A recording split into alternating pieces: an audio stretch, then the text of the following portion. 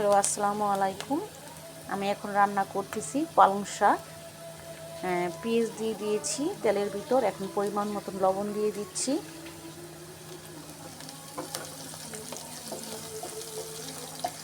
আসলে আমার সাহেব একদম গুঁড়ো চিংড়ি মাছ নিয়ে আসছে, সেগুলি বেছে বেছে খাওয়ার মতো আমার ধৈর্য ক্ষমতা নেই, তাই একদম আমি পাটায় পিষে নিয়েছি, শিল পাটায়।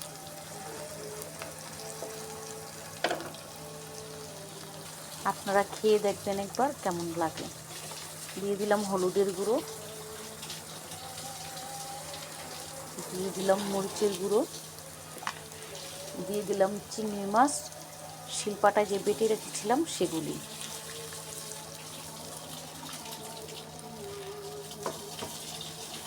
এখন ভালো করে এগুলো কষবে।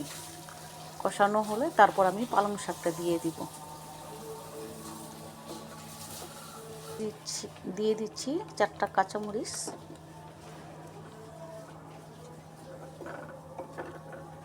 আসলে একটু আমার ধৈর্য ক্ষমতা কম, এর জন্য আর কি মাছগুলা বাছলাম না, একদম বেটে দিয়ে দিচ্ছি।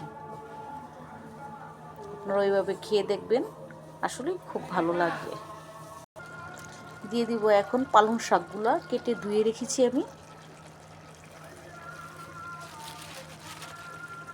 আমাদের বাসায় একটা করে শাক প্রতিদিনই করি, কারণ আমার সাহেব সবসময় বলে প্রতিদিন একটা করে শাক খাওয়া উচিত। আর পালং শাক তো খুবই ভালো একটা শাক, আপনারাও জানেন শরীরের জন্য খুব উপকারী একটা শাক। প্লিজ আপনারা প্রতিদিন খাবারের মেনুতে একটা করে শাক রাখবেন, বিশেষ করে বাচ্চাদেরকে খাওয়াবেন।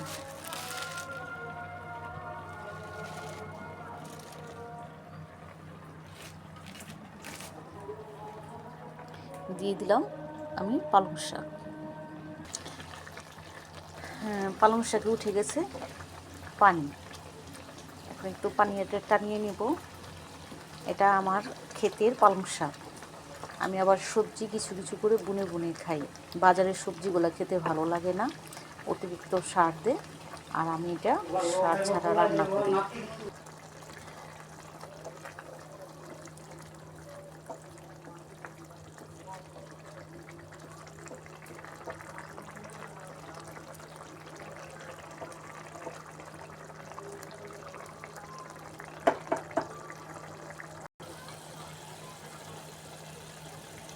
হয়ে গেল আমার পালং শাক রান্না।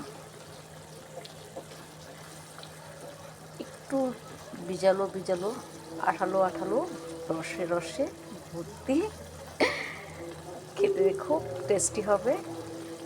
আপনারাও খেয়ে দেখবেন। যারা যারা দেখছেন তাদেরকে অসংখ্য ধন্যবাদ।